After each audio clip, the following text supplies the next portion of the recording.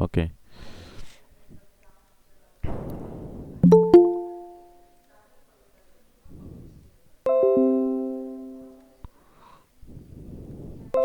Okay. This is actually third type of problem of contract costing. In the first lecture, we have seen some basic concept regarding contract account. In the next lecture, we have solve one simple contract problem. In the next lecture, we have solved multiple contract problem, and this is actually third type of problem, that is continuous contract. Okay, in this problem, you will see that contract is started from 1st July 1996 and will end on 31st March 1998. Okay. Balram contractor undertook a contract for rupees 15 lakh. That means this is contract price. Okay, 15 lakhs rupees. On 1st July 1996, the contract was completed. Sorry, on 1st July 1996, that means the contract is started from 1st July 1996. The contract was completed on 31st March 1998. Okay, that means actually next year. Contract period from 1st July 1996 to 31st March 1998. That means for the 2 years the contract was the period of the contract was 2 years actually. The details of the contract are as follows actually. They have given 2 years information in separate column actually. First year information and second year information. Okay, first year 9 months information from 1st July to 31st March 1997, and next year full year information from 1st April 1997 to 31st March 1998. That means 12 months information. Okay, provide depreciation at 20% per annum on plan. Okay जो हमें plan जो mention किया है उस पर हमें 20% depreciation charge करने को बोला है एक्चुअली. ओके, तो रेट ऑफ डिप्रिसिएशन ऑलरेडी उन्होंने प्रॉब्लम में दिया हुआ है, तो वो फॉर्मूला यूज़ करने की कुछ भी ज़रूरत नहीं है. Okay, prepare contract account for the year end date 1997, 31st March 1997 and 31st March 1998. Okay, तो हमें 2 ईयर का एक्चुअली कॉन्ट्रैक्ट अकाउंट प्रिपेयर करने का है. Thank you sir. 2 ईयर्स का हमें कॉन्ट्रैक्ट अकाउंट ऑलरेडी एक्चुअली मतलब प्रिपेयर करने का है. तो एक बात याद रखना कि जब 2 ईयर का एक्चुअली अकाउंट प्रिपेयर करने को आता है ना, तो कभी भी एक साथ प्रिपेयर मत करना. आप बुक में आप देखोगे किसी किसी बुक में वो दोनों जो चीज़ें हैं ना वो एक ही अकाउंट में प्रिपेयर किए हुए आपको दिखेंगे कभी कभी, लेकिन वैसा प्रिपेयर नहीं करने का ऐसे मेरा सजेशन है. ओके, वैसा प्रिपेयर नहीं करने का है. हाँ, वैसा मेरा सजेशन है, क्योंकि वैसे प्रिपेयर करते समय एक्चुअली मिस्टेक हो जाती है. तो इसकी वजह से वैसे नहीं हमें प्रिपेयर करने का. हमें प्रिपेयर करते समय जो फर्स्ट ईयर का अकाउंट है वो फर्स्ट हम कंप्लीट करेंगे, उसके बाद में हम सेकंड ईयर का जो अकाउंट है वो सेकंड ईयर का सेपरेटली प्रिपेयर कर देंगे. ओके, ऐसे हम प्रिपेयर कर देंगे. ओके, तो मतलब हम 31st मार्च 1997 तक का जो अकाउंट है वो पहले प्रिपेयर कर देंगे, और उसके बाद में ये सेकंड ईयर का अकाउंट हम सेकंड सेपरेटली प्रिपेयर करेंगे. उस ये ऐसे कॉलम वाइज नहीं प्रिपेयर करेंगे, वो सेपरेटली हम प्रिपेयर कर देंगे. Contract account for the year ended 31st March 1997 आएगा पहले. ओके, कॉन्ट्रैक्ट का नाम है, कॉन्ट्रैक्टर का नाम है बालराम कॉन्ट्रैक्टर.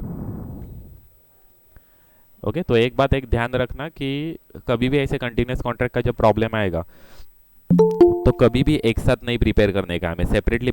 आप प्रिपेयर करोगे तो भी एक्चुअली गलत नहीं है वो, लेकिन आप कब वैसा कभी आप प्रिपेयर कर दोगे ना तो एक्चुअली कभी कभी उसमें मिस्टेक होने के चांसेस ज़्यादा रहते हैं एक्चुअली.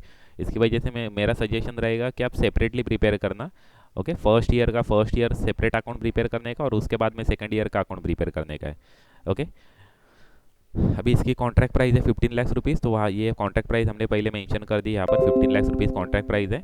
ओके, स्टार्ट कब हो रहा है? 1/7/1996 है. अभी ये बात मैंने ऑलरेडी आपको बताई हुई है कि स्टार्ट कब हो रहा है. ये एक्चुअली मोस्टली हमें डेप्रिसिएशन कैलकुलेट करते समय वो कंसिडर करना ज़्यादा ज़रूरी रहता है, क्योंकि डेप्रिसिएशन ही ऐसी चीज़ रहती है, अभी पूरे प्रॉब्लम में कभी देखोगे तो डेप्रिसिएशन ही ऐसी चीज़ है जो मंथ वाइज हम कैलकुलेट करते हैं. बाकी की कौन सी भी चीज़ ऐसे मंथ वाइज नहीं हम कैलकुलेट करते. हम वो पूरा एक्चुअली जो अमाउंट दिया रहेगा वो पूरा एक्चुअली डायरेक्टली ट्रांसफर कर देते हैं कॉन्ट्रैक्ट अकाउंट को. ओके, डेबिट या क्रेडिट वो रहेगा.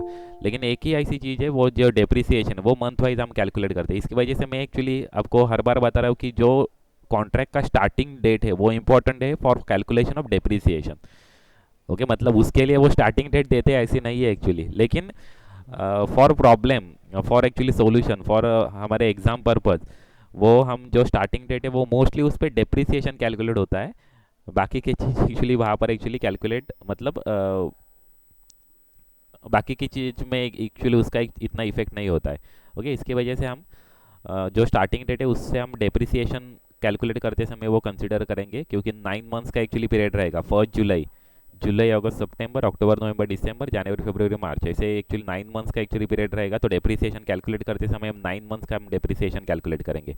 ओके, अभी फर्स्ट ईयर को जैसे हम अकाउंट प्रिपेयर करेंगे तो वो सिंपल अकाउंट, सिंपल कॉन्ट्रैक्ट रहते हैं ना, वैसे ही प्रिपेयर होगा, उसमें कुछ चेंजेस नहीं रहेंगे। ओके, जब आपण फर्स्ट ईयर से जब आपण अकाउंट जेव्हा प्रिपेयर करू ना, ते एकदम सिंपल कॉन्ट्रॅक्ट सारखंच ते अकाउंट प्रिपेयर होईल। ओके, हाँ हॅलो।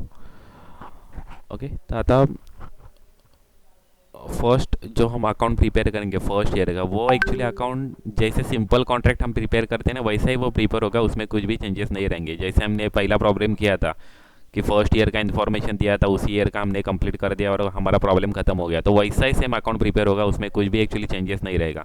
ओके, देखो अभी फर्स्ट दिया है हमें मटेरियल इशू दिया है, तो मटेरियल इशू कहाँ पर मेंशन होगा? Material issue contract account debit side.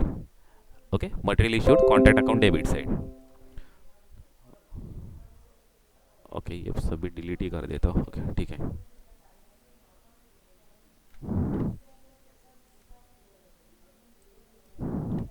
Okay, to material issued.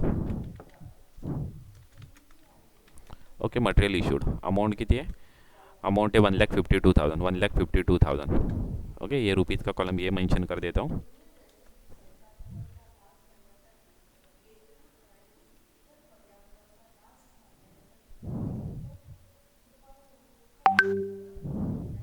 Okay, material issue 1,52,000। Next है डायरेक्ट मटेरियल, डायरेक्ट वेजेस, ये भी डेबिट साइड। सभी एक्सपेंसेस हम डेबिट साइड को मेंशन करते हैं, तो वैसे सभी एक्सपेंसेस डेबिट साइड को मेंशन हो जाएंगे। ओके, डायरेक्ट वेजेस रहेगा 1,25,000, 1,25,000 है वो ट्रांसफर कर देंगे डायरेक्ट वेजेस। उसके बाद में डायरेक्ट एक्सपेंसेस, वो भी एक्सपेंसेस है, डेबिट साइड को ट्रांसफर हो जाएगा वो भी to direct expenses. Okay, direct expenses का अमाउंट है 30,000 रुपीज़, वो डायरेक्टली हम ट्रांसफर कर देंगे 30,000 रुपीज़ डेबिट साइड को। ओके, नेक्स्ट है material return at store. Actually return to store चाहिए एक्चुअली। ओके, ठीक है, तो मटेरियल रिटर्न टू स्टोर्स, मतलब ये रिटर्न हुआ है मटेरियल। ओके, तो ये ट्रांसफ़र कर देंगे क्रेडिट साइड को। मटेरियल रिटर्न है मतलब मटेरियल हमारा कम हो गया है, तो इसकी वजह से वो क्रेडिट साइड को ट्रांसफ़र हो जाएगा।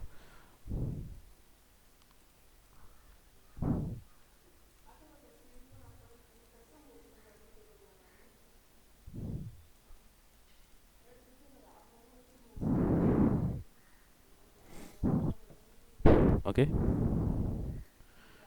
अमाउंट आ जाएगा, वो अमाउंट दिया है 22,000। ओके, उसके बाद में मटेरियल एट साइड, मतलब ये क्लोजिंग मटेरियल है। मटेरियल एट साइड मतलब क्लोजिंग मटेरियल है। क्लोजिंग मटेरियल हमें WIP में मेंशन करने का है, closing material. Okay, closing material हमें WIP में मेंशन करने का है। अब सेपरेटली मेंशन कर देंगे तो भी एक्चुअली चलता है, वैसे कुछ प्रॉब्लम नहीं है, लेकिन WIP में हम नॉर्मली मेंशन करते हैं WIP। ओके, WIP में मेंशन हो जाएगा material at side. Okay, material at side amount है उसका 20,000 rupees. Okay, material at side. Next uncertified work. Uncertified work भी हम WIP में मेंशन करते हैं 48,000 rupees. Uncertified work 48,000 rupees. Okay, next है ऑफिस ओवरहेड। ऑफिस ओवरहेड ये एक्सपेंसेस है, तो डेबिट साइड को ट्रांसफ़र हो जाएगा 23,000 to office overhead. To office overhead कितना है? 23,000।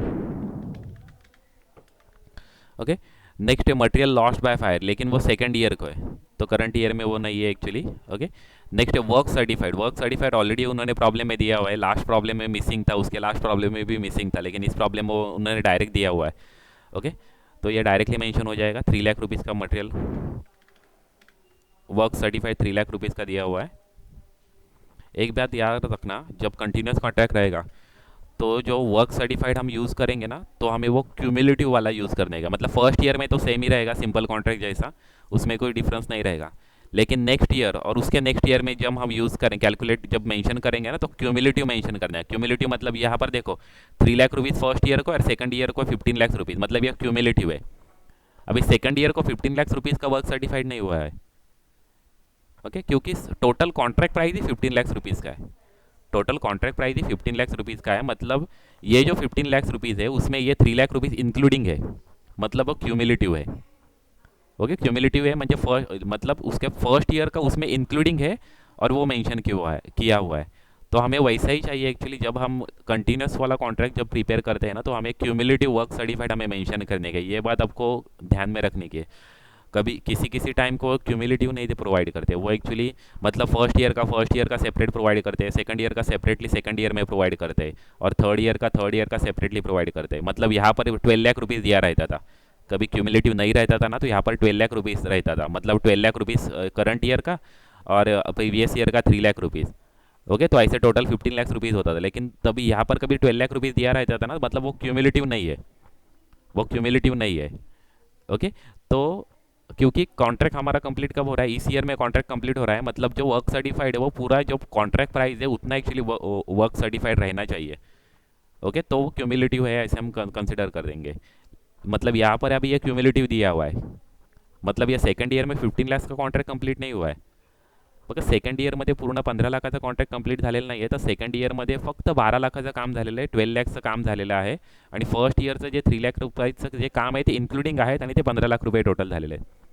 ओके, तर आपल्याला एक गोष्ट लक्षात ठेवायची, जेव्हा कंटिन्युअस कॉन्ट्रॅक्ट असेल तेव्हा आपल्याला वर्क सर्टिफाईड जो आहे तो क्युम्युलेटिव्ह कन्सिडर करायचा। फर्स्ट ईयरला तर काही प्रॉब्लेम नाही आहे, कारण की फर्स्ट ईयरला आपण तसं सिंपल कॉन्ट्रॅक्ट जसा प्रिपेअर करतो ना तसंच आपला प्रिपेअर होणार आहे, त्याच्यामध्ये काही प्रॉब्लेम नाही आहे। जसा फर्स्ट ईयरला आपण सिंपल कॉन्ट्रॅक्ट जसा आपण प्रिपेअर करतो तसा आपला फर्स्ट ईयरचा आपला कॉन्ट्रॅक्ट टाकून आपला प्रिपेअर होणार आहे। ओके, पण सेकंड ईयर आणि थर्ड ईयरचं प्रिपेअर करताना एक गोष्ट लक्षात ठेवा, वर्क सर्टिफाईड आपल्याला क्युम्युलेटिव्ह कन्सिडर करायचं आहे। क्युम्युलेटिव्ह म्हणजे जे करंट ईयरचे जे एक्सपेन्सेस आहेत त्याच्यामध्ये प्रिव्हियस ईयरला जेवढे एक्सपेन्सेस झाले तेवढे इन्क्लुडिंग असले पाहिजे, म्हणजे वर्क सर्टिफाईड इन्क्लुडिंग असलं पाहिजे। ओके, तर अशा पद्धतीने आपल्याला क्युम्युलेटिव्ह कन्सिडर करायचे, आणि हे क्युम्युलेटिव्ह प्रोव्हाइड केलेले आहेत। क्युम्युलेटिव्ह आहेत की नाही कसं कन्सिडर करणार तुम्ही, तर जेव्हा कॉन्ट्रॅक्ट कंप्लीट होतोय तेव्हा त्या ईयरला तुम्हाला वर्क सर्टिफाईड जो दिलेला असेल तो तुमचा कॉन्ट्रॅक्ट प्राईस एवढा असला पाहिजे। बघा कॉन्ट्रॅक्ट प्राईस आहे 15 लाख रुपीज आणि तुमचं सेकंड ईयरचं वर्क सर्टिफाईड दिलेलं आहे 15 लाख रुपीज, म्हणजे तुमचा एंडिंगला जेव्हा तुमचा कॉन्ट्रॅक्ट कंप्लीट होतोय तेव्हा तुमचा वर्क सर्टिफाईड कॉन्ट्रॅक्ट प्राईस एवढा आहे, म्हणजे तुमचा कॉन्ट्रॅक्ट कंप्लीट झालेला आहे आणि तुमचा हा जो दिलेला जो वर्क सर्टिफाईड आहे तो क्युम्युलेटिव्ह आहे, म्हणजे फर्स्ट ईयरचे एक्सपेन्सेस किंवा फर्स्ट ईयरचं वर्क सर्टिफाईड त्याच्यामध्ये इन्क्लूड आहे। ओके, आणि आपल्याला तसंच आपल्याला मेन्शन करणं गरजेचं आहे, तसंच आपल्याला प्रॉब्लेममध्ये सोल्युशनमध्ये आपल्याला मेन्शन करायचं आहे, एक गोष्ट लक्षात ठेवा। ओके, तो वर्क सर्टिफाइड 3 लाख रुपीज़ है, तो वो 3 लाख रुपीज़ हमने मेंशन कर दिया, work certified 3 lakh rupees. Okay, अभी नेक्स्ट देखते हैं क्या दिया है, प्लांट इशूड दिया है। तो प्लांट वाला एक्चुअली दो टाइप का एक्चुअली प्रॉब्लम में रहता है। एक्चुअली आप प्लांट डेबिट को मेंशन कर दो और क्रेडिट को मेंशन कर दो, ये वाला पहली वाली सिचुएशन रहती है, वहाँ पर डेप्रिसिएशन मेंशन करने की ज़रूरत नहीं रहती। और सेकंड वाली हम सिचुएशन यूज़ कर सकते हैं कि डेप्रिसिएशन लिख दो, प्लांट कहाँ पर भी मेंशन मत कर दो। ओके, तो अभी हम नॉर्मली हम सेकंड वाला मेथड यूज़ करते हैं, तो सेकंड वाले मेथड में हम प्लांट जो है 3 लाख रुपीज़ का है तो उसमें हम डेप्रिसिएशन हम कैलकुलेट कर देंगे वर्किंग नोट में। ओके, हम डेप्रिसिएशन हम कैलकुलेट कर देंगे। ओके, यहाँ पर डेप्रिसिएशन देखो हमारा प्लांट कितना एक्चुअली 3 लाख रुपीज़ का प्लांट है, तो डेप्रिसिएशन कैलकुलेट करने के लिए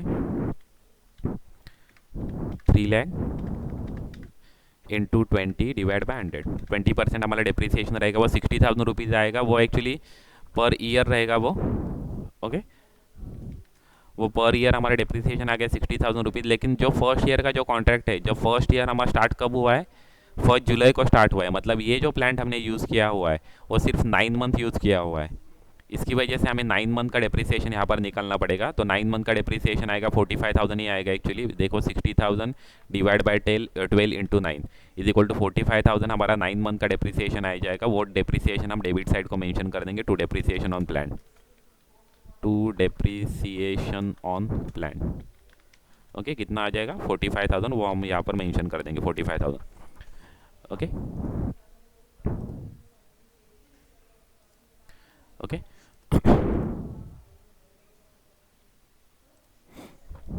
और देखो अभी नेक्स्ट क्या बचा है, एक्चुअली अभी कंप्लीट हो गया एक्चुअली।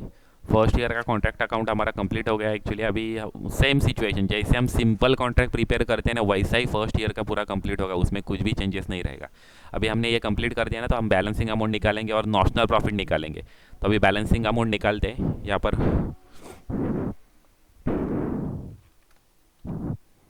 ओके, ये टोटल कर देंगे यहाँ पर।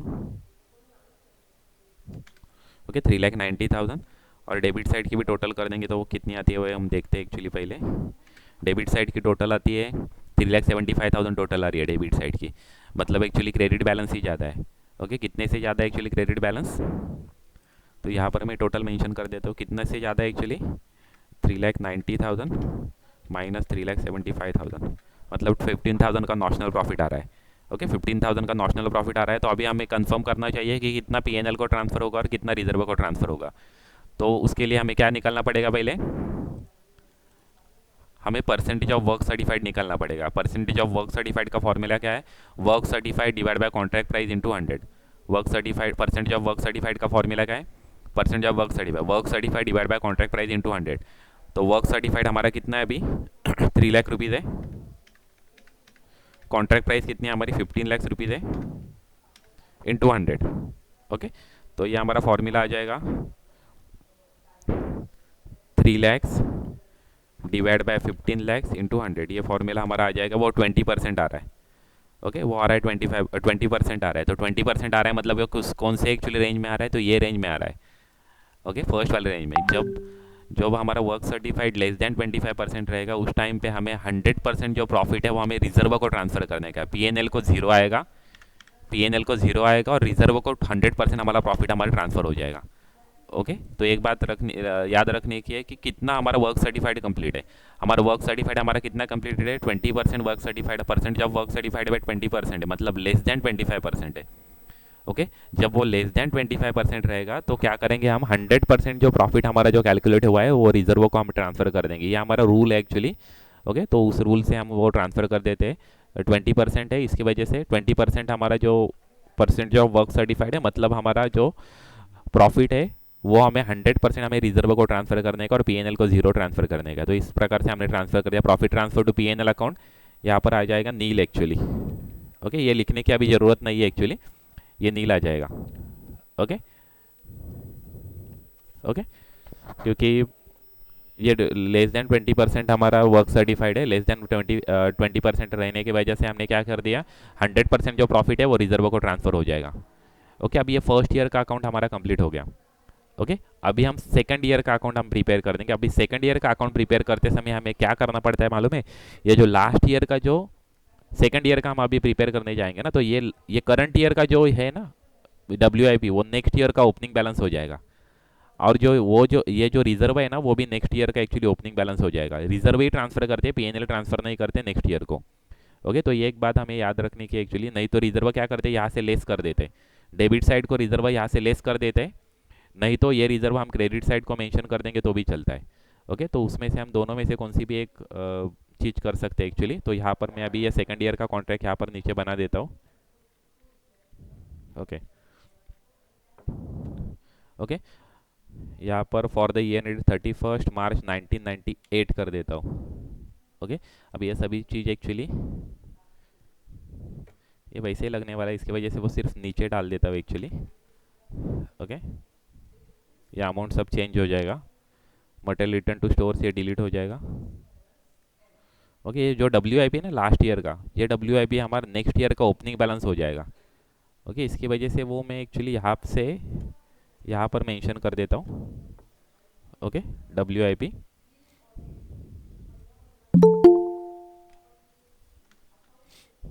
ओके, ये WIP यहाँ से एक्चुअली डिलीट हो जाएगा। अभी देखते हैं।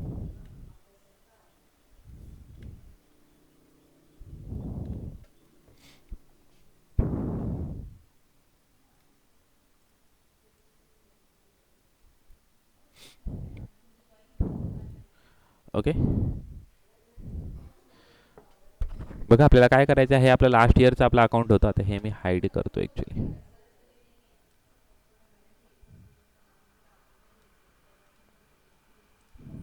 हे बघा, हे लास्ट ईयरचं आपलं अकाउंट होतं, त्याच्यामधली जो क्रेडिट जो WIP आहे आपला, जो क्लोजिंग WIP आहे. लास्ट इयरचा क्लोजिंग WIP तो करंट इयरचा आपला ओपनिंग WIP असणार आहे. तो आपल्याला इथे मेन्शन करायचा आहे 2 WIP, आणि तो ॲज इट इज आपण ट्रान्सफर करणार आहोत मटेरियल ॲट साईड. किती होते मटेरियल ॲट साईड? 20,000 रुपीज. इथे आपले 20,000 ट्रान्सफर होतील.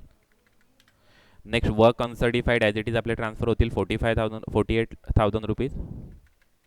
ओके. नेक्स्ट वर्क सर्टिफाइड वो भी हम ट्रांसफ़र कर देंगे as it is 3 lakh rupees. Okay. और एक बात याद रखना, जो रिजर्व रहता है ना वो ट्रांसफ़र हो जाता है. वो रिजर्व हम दो प्रकार से हम ट्रांसफ़र कर सकते हैं. वो क्रेडिट साइड को ट्रांसफ़र कर दिया तो भी चलेगा बाय रिजर्व, और ये जो है ना वो यहाँ से डेबिट साइड से लेस करेंगे तो भी चलता है. लेकिन हम अब वो क्रेडिट साइड को हम ट्रांसफ़र कर देते हैं. रिजर्व है 15,000 रुपीज़ का, वो 15,000 का रिजर्व यहाँ पर ट्रांसफ़र कर देते हैं 15,000 रुपीज़ का. ये दो टाइप से एक्चुअली मेंशन कर सकते हैं. यहाँ पर क्रेडिट को मेंशन कर दो, नहीं तो ये सभी डेबिट को इनर कॉलम को मेंशन कर दो, लेस रिजर्व मेंशन कर दो, और आउटर कॉलम को WIP का अमाउंट मेंशन कर दो. ऐसे हम मेंशन कर सकते हैं. ओके. लेकिन हमने वो दूसरा वाला जो मेथड था वो अप्लाई कर दिया. रिजर्व हम क्रेडिट साइड को ट्रांसफ़र कर दिया एक्चुअली 15,000 रुपीज़ का. जो यहाँ पर जो है वो रिजर्व यहाँ पर क्रेडिट साइड को ट्रांसफ़र हो गया, और ये WIP या क्लोजिंग WIP यहाँ पर है क्रेडिट साइड को ये ट्रांसफ़र होते, ओपनिंग बैलेंस यहाँ पर ट्रांसफ़र हो जाएगा, डेबिट साइड को ट्रांसफ़र हो जाएगा. ओके. समझ में आ गया क्या करने का है नेक्स्ट ईयर का प्रिपेयर करते समय. ये नया है, हमने ये पहले कभी भी नहीं किया है. ये सिर्फ कंटिन्यूस कॉन्ट्रैक्ट में आता है. ओके. सिर्फ कंटिन्यूस कॉन्ट्रैक्ट में लास्ट ईयर का जो WIP है वो करंट ईयर का हमारा ओपनिंग WIP हो जाता है, और जो लास्ट ईयर का जो रिजर्व रहेगा वो करंट ईयर का हमारा ओपनिंग यहाँ पर बैलेंस क्रेडिट साइड को ट्रांसफ़र करने का है. ओके. तो ये चीज़ एक्चुअली सिर्फ जब जब कंटिन्यूस कॉन्ट्रैक्ट रहता है ना तभी वो हमें करने का रहता है. ओके. अभी हमारा एक्चुअली बेसिक ट्रांसफ़र हो गया. अभी नेक्स्ट ईयर का जो इन्फॉर्मेशन दिया है वो हम यूटिलाइज़ करेंगे, मतलब वो हम यूज़ करेंगे. ओके. अभी मैंने एक बात आपको बोला, ये वर्क सर्टिफाइड दिया है वो क्यूमुलेटिव प्रोवाइड किया हुआ है, उतना ही क्यूमुलेटिव रहता है. बाकी का जो सब चीज़ है ना वो करंट ईयर में ही प्रोवाइड किया है. मतलब ये 3,30,000 है वो करंट ईयर का ही टोटल एक्सपेंसेस है. ओके. ये जो सब एक्सपेंसेस है ना वो करंट ईयर का ही दिया हुआ है एक्चुअली. वहाँ पर उन्होंने बताया हुआ है. यहाँ पर उन्होंने वो 15 लाख क्यों बताया एक्चुअली, क्योंकि वर्क सर्टिफाइड जो है एक्चुअली वो टोटल कितना वर्क सर्टिफाइड ये यहाँ पर बताया हुआ है एक्चुअली. मतलब इसकी वजह से ये क्यूमुलेटिव मेंशन किया हुआ है. ओके. और हमें प्रॉब्लम सॉल्व करते समय क्यूमुलेटिव ही लगता है. ओके. लेकिन जो बाकी का जो सब एक्सपेंसेस हमें प्रोवाइड किया हुआ है ना वो एक्चुअली एक्सपेंसेस करंट ईयर का एक्सपेंसेस है यहाँ पर उन्होंने दिया हुआ है. ओके. तो इसकी वजह से हम डायरेक्टली वो ट्रांसफ़र कर देंगे. अभी ये ओपनिंग बैलेंस ट्रांसफ़र करने के बाद हम अभी एक्सपेंसेस हम ट्रांसफ़र कर देंगे टू, पहला एक्सपेंसेस क्या है, टू मटेरियल इशूड. ओके. तो एक्सपेंस में टू मटेरियल इशूड हम पहले ट्रांसफ़र कर देंगे. टू मटेरियल इशूड कितना अमाउंट है material issued 3,30,000. Okay. 3,30,000. Okay. Next है डायरेक्ट वेजेस. डायरेक्ट वेजेस हमारा कितना अमाउंट है 4,65,000. 4,65,000. ओके. नेक्स्ट है डायरेक्ट एक्सपेंसेस कितना है 45,000. Okay. Direct expenses 45,000. Okay. Next है ये मटेरियल रिटर्न टू स्टोर्स भी actually, material return to stores actually, stores actually गलत है, to store. Material return to stores ये रिटर्न है वो क्रेडिट साइड को आ जाएगा. मटेरियल रिटर्न टू स्टोर्स ये यहाँ पर आ जाएगा by material return to stores. कितना अमाउंट है सेकंड ईयर को, कितना अमाउंट है 15,000 है, वो 15,000 ट्रांसफ़र हो जाएगा. ओके. नेक्स्ट है अनसर्टिफाइड वर्क. देखो करंट ईयर को अनसर्टिफाइड वर्क नील है क्योंकि कॉन्ट्रैक्ट कंप्लीट हुआ है, इसकी वजह से अनसर्टिफाइड वर्क हमारा नील है. Okay. Next office overhead. Office overhead 66,000 है. Office overhead 66,000. Office overhead 66,000. Okay. Next है मटेरियल लॉस्ट बाय फायर. ये करंट ईयर को है material lost by fire. Material कौन से भी मीन से कम हो रहा है तो हमें क्रेडिट साइड को ट्रांसफर कर देने का है by material lost by fire. Material lost by fire है 5,000 रुपीज़.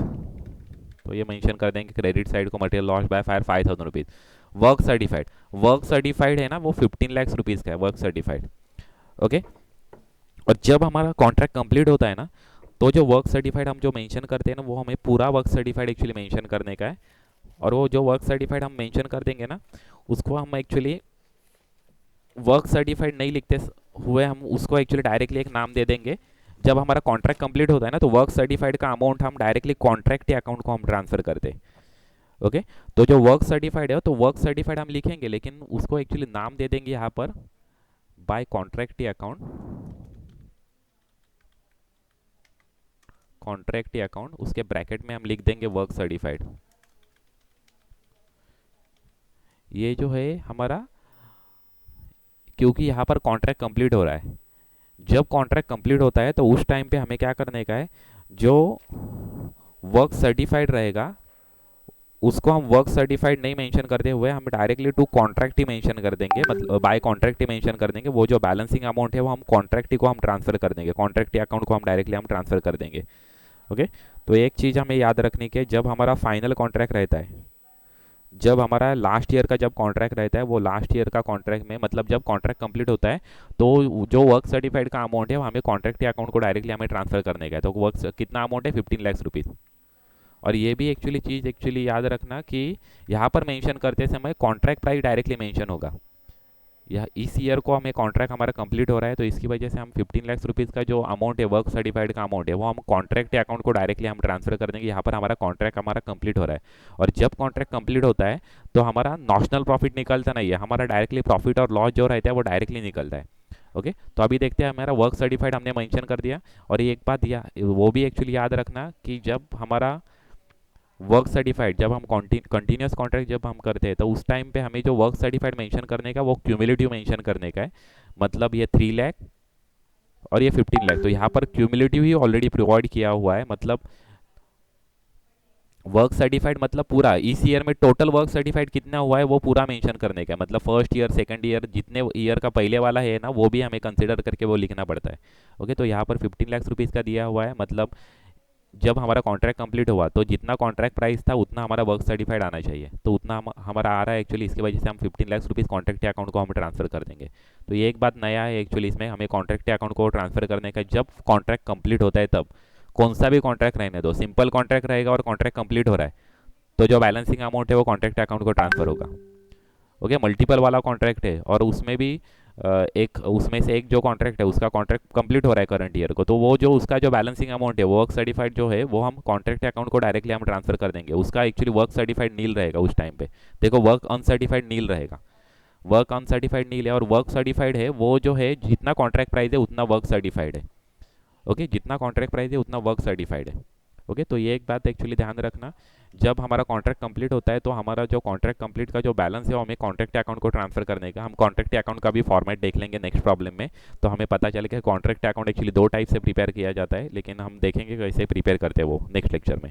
ओके, अभी प्लांट इशूड, उसका प्लांट इशूड का हमें एक्चुअली और एक प्लांट इशू हुआ है एक्चुअली। मतलब ये 3 लाख का जो प्लांट है वो भी है और 1,50,000 का एडिशनल प्लांट इशू हुआ है।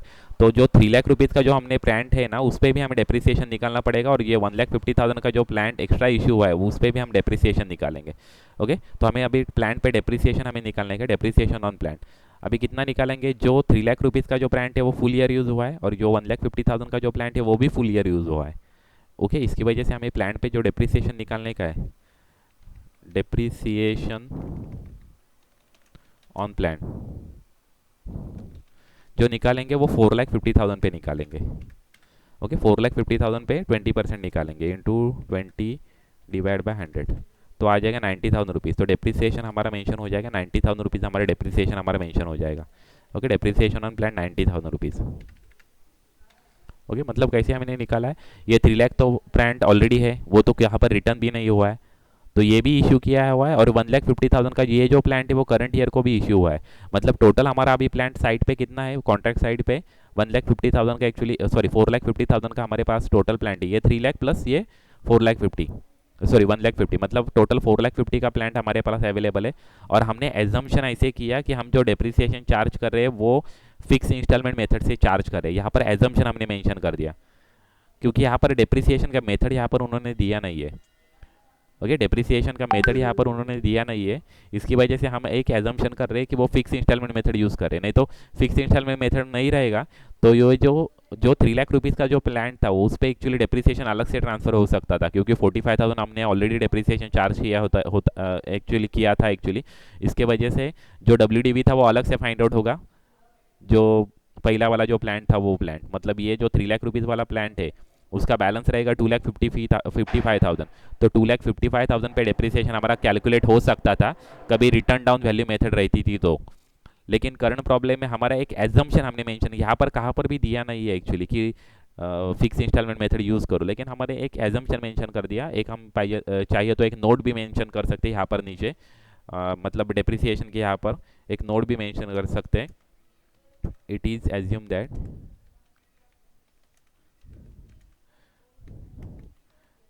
depreciation is calculated by using fixed installment method।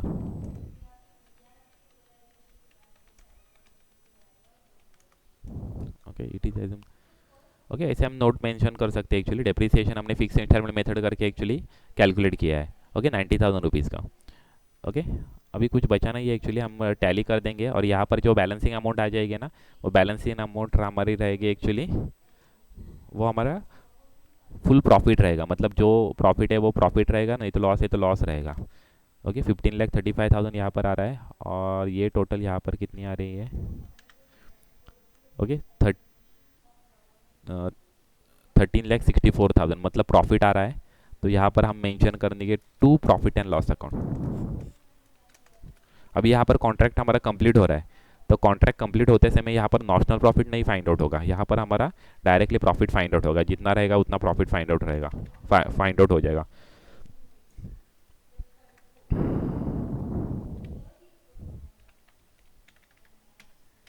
इतना हमारा 1,71,000 का हमें प्रॉफिट हो रहा है, तो ये डायरेक्टली हम नेट प्रॉफिट को मतलब PNL को हम ट्रांसफ़र कर देंगे।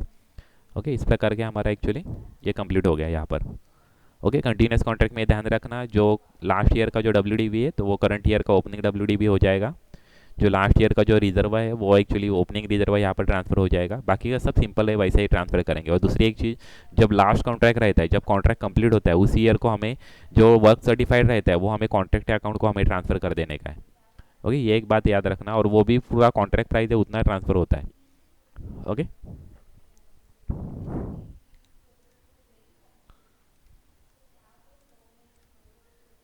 Okay guys, if you have any query you can ask me actually. कोई डिफिकल्टी आहे इसमें? काय प्रॉब्लेम आहे याच्यामध्ये तुम्हाला? कुठली पॉईंट समजलं नाही असं काय आहे का?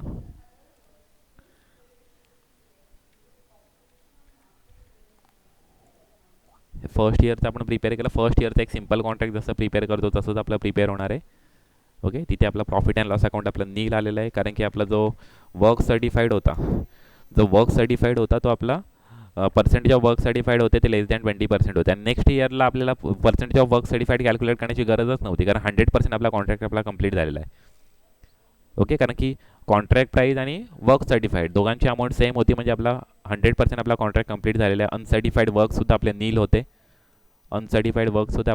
म्हणजे आपला 100% आपला कॉन्ट्रॅक्ट आपला कंप्लीट झालेला आहे।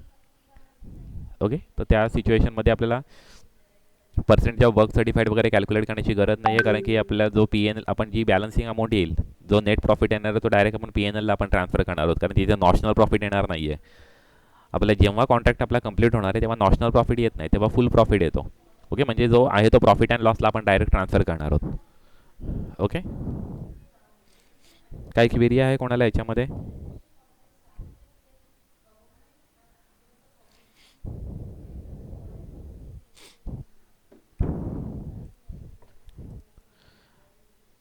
ओके, क्वेरी नसेल तर आपण नेक्स्ट आपण प्रॉब्लेम आपण स्टार्ट करूया। कोणाला काहीच प्रश्न नाही आहे ना? समजलेलं आहे सर्व? ओके, तर नेक्स्ट प्रॉब्लेममध्ये तुम्ही मला सर्व सांगणार आहेत कसं प्रिपेअर करायचं ते।